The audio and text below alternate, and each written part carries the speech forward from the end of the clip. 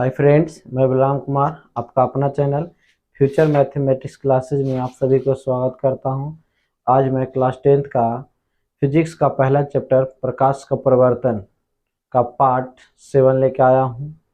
और जो पार्ट 6, 5, 4, 3, 2, 1 नहीं देखे हैं वो ज़रूर से ज़रूर देख लेंगे। उसका लिंक डिस्क्रिप्शन में दिया हुआ है। तो चलिए पार्ट 7 में हम लोग क्या पढ़ते हैं। आज हम लोग पढ़ेंगे अवतल दर्पण में प्रमाणित करें F बराबर R/2 सिद्ध करना है। ठीक है, तो ध्यान दीजिएगा किस दर्पण में, अवतल दर्पण में। तो पहले हम एक अवतल दर्पण ले लेते हैं। ये मान लिया जाए आपका एक अवतल दर्पण ले लिए। अवतल दर्पण का उभरा हुआ भाग को रंजित कर लेते हैं। इसको हम रंजित कर लेंगे। ठीक है, ये हो जाएगा आपका Mn। अवतल दर्पण हो गया। ये आपका क्या होगा, ध्रुव होगा P।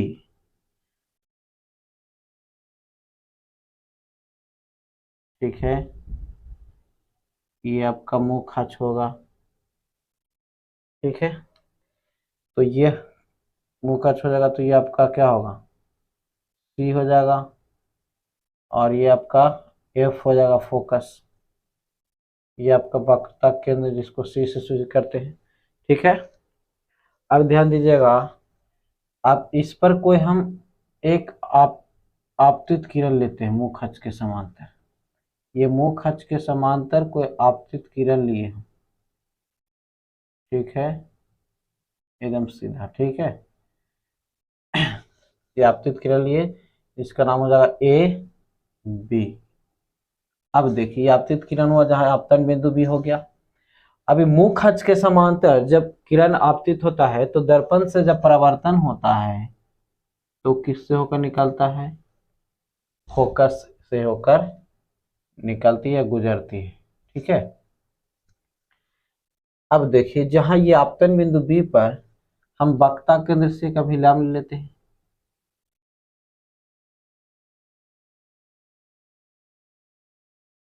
या विलंब ले लिए।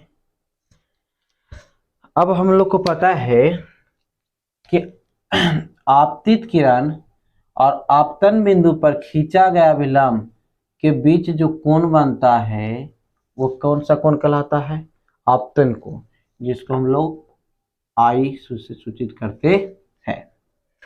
और परावर्तित किरण और आपतन बिंदु पर खींचा गया विलंब जो है के बीच जो कोण बनेगा वो कौन सा कोण बनता है, परावर्तन कोण, जिसको हम R से सूचित करते हैं। ठीक है, ये हो गया। अब ध्यान दीजिएगा, इससे हम लोग को सिद्ध करना है, क्या प्रमाणित करना है, सिद्ध करना, A बराबर R/2 लाना है। तो सबसे पहले इसको हम लोग लिख लेंगे, क्या क्या हम लोग क्या माने हैं क्या नहीं लिए हैं, इसको हम लोग को लिखना पड़ता है। तो लिख लेते। पहले कैसे लिखेंगे, ध्यान से देखिएगा। पहले लिखेंगे माना कि Mn एक अवतल दर्पण है जिसका ध्रुव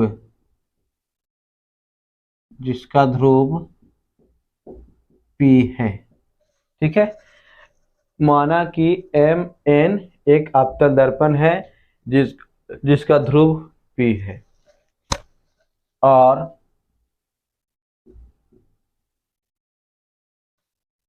PC मुख अक्ष है। और PC जो है क्या है, मुख अक्ष है। या AB क्या है, एक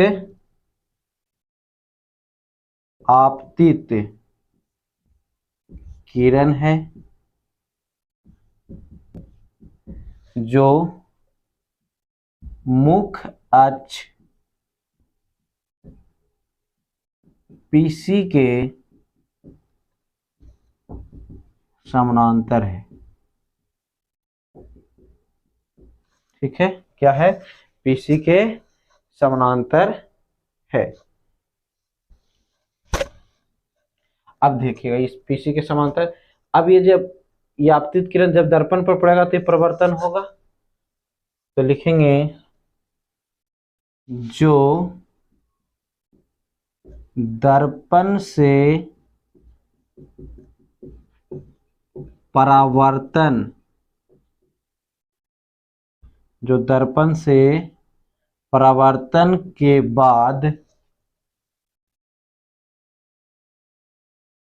बाद फोकस F से गुजरती है। जो दर्पण से परावर्तन के बाद किससे होकर निकला? फोकस F से होकर गुजरती है। इतना हम लोग को लिखना है।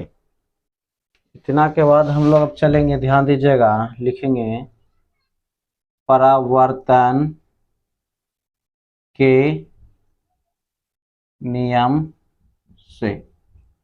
परावर्तन का नियम का क्या कहना है कि आपतन कोण परावर्तन कोण के बराबर होता है। तो ध्यान दीजिएगा, आपतन कोण यानी आई, तो ये हो जाएगा कोण ABC बराबर होगा कोण CBF के बराबर होगा, क्योंकि ये दोनों क्या है? आपतन कोण और परावर्तन कोण आपस में बराबर होते हैं। तो कोण ABC बराबर कोण CBF। ठीक है, अब ध्यान दीजिएगा, क्या हम लिख सकते हैं? कोण ABC इक्वल टू क्या हो जाएगा आपका? कोण BCF क्यों होगा इसके बराबर? क्योंकि देखिए ये कोण और ये कोण, ये है एकांतर कोण, इसलिए आपस में बराबर होगा।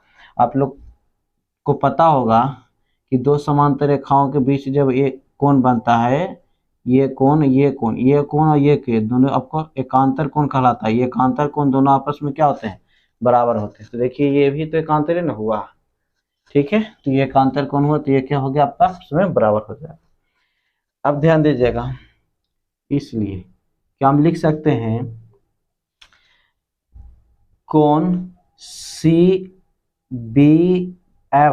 बराबर कोण BCF लिख सकते हैं। क्यों? ध्यान दीजिएगा, जब इस तरफ LHS बराबर है कोण ABC LHS इस तरफ बराबर है, तो क्या RHS आपस में बराबर नहीं होगा ना? तो इसलिए हम लिख सकते हैं कोण CBF इक्वल टू कोण BCF, एक दोनों बराबर होगा। अब ध्यान दीजिएगा, तो कोण CBF ये वाला और कोण BCF ये जब दोनों आपस में बराबर हो जाएंगे, तो ध्यान दीजिएगा, जिस त्रिभुज का दो कोण आपस में बराबर होते हैं, तो उसका आमने सामने वाला दोनों भुजा भी क्या होते हैं? बराबर होते हैं। तो जिस त्रिभुज का दो भुजा बराबर हो जाएगा, तो कौन सा त्रिभुज कहलाएगा? समद्विबाहु। तो यहाँ पर देखिए एक त्रिभुज का भी निर्माण हो रहा है। देखिए एक त्रिभुज बना, ये त्रिभुज बन रहा है, तो इसका मतलब ये कौन सा त्रिभुज है? समद्विबाहु त्रिभुज है। तो लिखेंगे त्रिभुज क्या हो जाएगा आपका? CBF हो जाएगा, या BCF एक समद्विबाहु त्रिभुज है। ठीक है, ये क्या? समद्विबाहु त्रिभुज है। एक चीज और यहाँ पर देखिए, इसको लिख लीजिएगा, एकांतर कोण रहने के कारण, ताकि आप लोग को समझ में आए कि ये क्या है? एकांतर कोण था, इसलिए क्या होगा? आपस में ये दोनों बराबर होता है। ठीक है, तो ध्यान दीजिएगा, त्रिभुज BCF एक समद्विबाहु त्रिभुज है। तो जब ये समद्विबाहु त्रिभुज हो गया, तो इसका दो भुजा ये क्या होगा? आपस में बराबर होगा। तो क्या ये आपका हो सकता है BF equal to BF equal to क्या हो जाएगा आपका सी एफ, ठीक है। बी एफ इक्वल टू क्या हो जाएगा आपका सी एफ हो जाएगा। इसको हम मान लेते हैं समीकरण फर्स्ट। क्या मान लेंगे समीकरण फर्स्ट। अब ध्यान दीजिएगा, ये देखिए ये बी वाला बिंदु है जो पी के बहुत निकट है, ये बी वाला बिंदु पी के बहुत निकट है। तो अब ध्यान दीजिएगा, अगर दो बिंदु ले लेते हैं ये, ठीक है, और ये आपका बी हो गया ये पी। तो अगर ये दोनों को देखा जाए तो ये दोनों जो बी और पी है ये क्या होगा, ये दोनों आपस में बराबर हो सकता है, लगभग दोनों क्या होगा दूरी बराबर है। देखिए यहाँ से यहाँ क्या दूरी बराबर है कि लगभग एकदम बराबर है। तो क्या हम इसको लिख सकते हैं, यदि बिंदु पी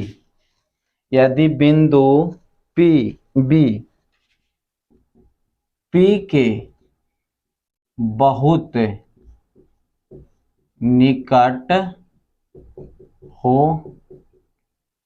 तो, ठीक है, यदि बिंदु पी के बहुत निकट हो, यदि बिंदु बी है जो पी के बहुत निकट हो तो, यानी लगभग निकट होगा, नहीं बराबर लगभग। तो अगर निकट है तो ध्यान दीजिए अभी बताएं, तो ये और ये आपस में क्या होगा बराबर हो जाएगा। तो क्या ये लिख सकते हैं इसको हम बी एफ इक्वल टू क्या हो जाएगा आपका पी एफ होगा, बी एफ इक्वल टू क्या होगा पी एफ। अब ध्यान दीजिएगा समीकरण फर्स्ट में देखिए बी एफ इक्वल टू क्या हुआ है सी एफ लिखा हुआ है, बी एफ, तो B F equal to P F हो गया। तो बी एफ के जगह पर हम क्या लिख सकते हैं, समीकरण फर्स्ट से लिख सकते हैं सी एफ, ये हो जाएगा C F equal to P F. अब लिखिएगा ध्यान दीजिएगा, चूंकि P F equal to C F, देखिए तो क्या है सी एफ, इस सी एफ जो है वो पी सी का आधा है, पी सी का आधा कौन है सी पी है कि नहीं, सॉरी सी एफ, ध्यान दीजिएगा पी सी, यहां से यहाँ पी सी है, उसका आधा कौन है सी एफ है। तो क्या हम सी एफ को लिख सकते हैं, सी एफ के बदले में लिख सकते हैं पी सी, आधा का मतलब क्या 2 से डिवाइड कर देंगे। ध्यान दीजिएगा P F equal to C F, इसका लिख रहे हैं इस तरफ, सी एफ जो है ध्यान दीजिएगा सी एफ जो है वो पी सी का आधा है, ठीक है। अब ये आपको पता होगा कि जो पी एफ है, पी से एफ है, इस दूरी को हम क्या कहते हैं, पी से एफ की दूरी को क्या कहते हैं फोकस दूरी कहते हैं, जिसको हम लोग किससे सूचित करते हैं एफ से, किससे सूचित करते हैं एफ से, ठीक है, स्मॉल एफ से, equal to P C, P से सी की दूरी को हम लोग क्या कहते हैं, पी और सी के बीच की दूरी को क्या कहते हैं हम लोग वक्रता त्रिज्या कहते हैं, पी और सी के बीच की दूरी को क्या कहते हैं वक्रता त्रिज्या कहते हैं, जिसको हम लोग किससे सूचित करते हैं इसको वक्रता त्रिज्या को आर से। अब बाई कितना हो जाएगा 2। तो यही तो हम लोग को प्रमाणित करने कह रहा था ना कि एफ बराबर आर बटा 2 प्रमाणित करना है, जो हम लोग कर दिए। ये हो गया आपका प्रूफ, सिद्ध हो गया। और मेरा वीडियो आप लोग को अच्छा लगता है तो लाइक सब्सक्राइब और शेयर करना ना भूलें, और बेल आइकन जरूर से जरूर दबाएं ताकि मेरा वीडियो का नोटिफिकेशन आप लोग को समय समय पर मिलता रहे। तब तक के लिए जय हिंद, जय भारत।